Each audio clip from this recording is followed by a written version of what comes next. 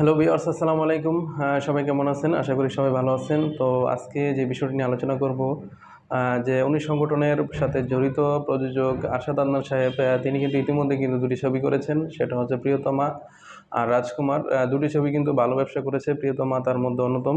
তো তিনি কিন্তু নেক্সট যে ছবির প্ল্যানিং করেছিলেন, যে সাহেব ছবিটি কিন্তু তিনি কিন্তু চাচ্ছিলেন যে শাকিব খানকে নিতে, বাট কী কারণে জানি না। তো তিনি এর পরবর্তী যে তিনি সংবাদ সম্মেলনে বললেন যে তার পরবর্তী ছবিতে নায়ক হবে আপনার শরীফুল রাজ, নায়িকা হবে ইদিকা পল। তো তিনি এই ছবিটির কিন্তু অলরেডি ঘোষণা দিয়েছেন যে আগামী রোজার ঈদে তিনি কিন্তু এই ছবিটি নিয়ে আসছেন।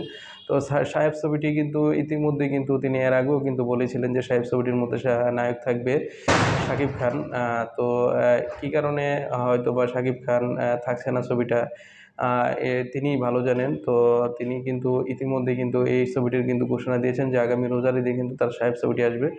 তো ছবিটি শরীফুল রাজও কিন্তু খারাপ না। তিনি কিন্তু ইতিমধ্যে কিন্তু অনেকগুলো ছবি বেশ ভালো কাজ করেছেন। তো শরীফুল রাজের এই ছবিটি কিন্তু একটা চ্যালেঞ্জই থাকবে তার জন্য। আর সাথে যেহেতু প্রিয়তমা নায়িকা ইদিকা পল আছে, যেহেতু পরীক্ষিত নায়িকা ইদিকা পল, প্রথম ছবি দিয়ে তিনি কিন্তু বাজিমাত করেছেন। তিনি কিন্তু এপার ওপার দুই পারেই কিন্তু দারুণ ফেমাস এখন তিনি। যেহেতু ছবিটি সুপার ডুপার হিট হয়েছে প্রিয়তমা, তার তার অ্যাক্টিংও কিন্তু একদম সাবলীল ছিল।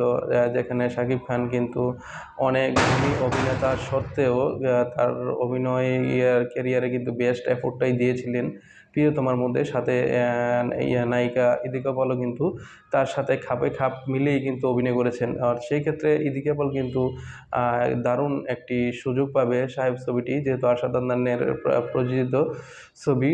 কারণ ইতিমধ্যে আরশাদ আদনান কিন্তু দুটি ছবি কিন্তু ব্যবসা সফল হয়েছে।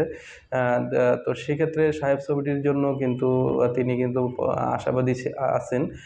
যেহেতু সাহেব ছবিটি তার তৃতীয় আপকামিং সিনেমা, যেহেতু সেটি রোজার ঈদের পরপর রোজার ঈদে আসবে, আগামী রোজার ঈদে। এর পরপরই কিন্তু তিনি ঘোষণা রেখেছেন যে এর পরবর্তী ছবিতে তিনি কাস্ট করবেন আপনার সুপারস্টার শাকিব খানকে। তো সেক্ষেত্রে কোন ছবিতে কাস্ট করবেন শাকিব খানকে, সেটা কিন্তু আরশাদ আদনানি ভালো জানেন। তিনি এখনও কিছু খোলাসা করে বলছেন না। তো আগামীতে দেখা যাক তিনি কি বলতে চাচ্ছেন সংবাদ সম্মেলনে। তো সেটার জন্য আমরা অপেক্ষা করছি ওদিন। তো শাকিব খানের যেহেতু তুফান ছবিটি ইতিমধ্যে আপনার শুটিং শেষ হয়েছে, যেহেতু তারপর হচ্ছে আপনার তারপরে হচ্ছে আপনার সব কিছু যেহেতু অলরেডি এসে পড়েছে। তো দেখা যাচ্ছে যে এখানে কিন্তু যেহেতু সাহেব ছবিটিতে যেহেতু শরীফুল রাজ অভিনয় করবে, তো সেই ক্ষেত্রে শরীফুল রাজের জন্য একটি বিরাট অপরচুনিটি কিন্তু। তো সেক্ষেত্রে যেহেতু বিগ বাজেটের ছবিগুলাই কিন্তু আরশাদ আদনান কিন্তু করেন, তো সেক্ষেত্রে শরীফুল রাজ কিন্তু একটা সুযোগ পাবেন এখানে ভালো কিছু দেখার, ভালো কিছু করার। তো সেক্ষেত্রে শরীফুল রাজের জন্য শুভকামনা থাকবে। যেহেতু আগামী রোজার ঈদে সাহেব ছবিটি নিয়ে সেহেতু এখন অনেক দিন সময় আছে, অনেক সময় পাবে শরীফুল রাজ এটা নিয়ে অনেক চুলচেরা বিশ্লেষণ করতে। তো সেই ক্ষেত্রে শরীফুল রাজের জন্য এবং ইদিকা পলের জন্য শুভকামনাই থাকবে।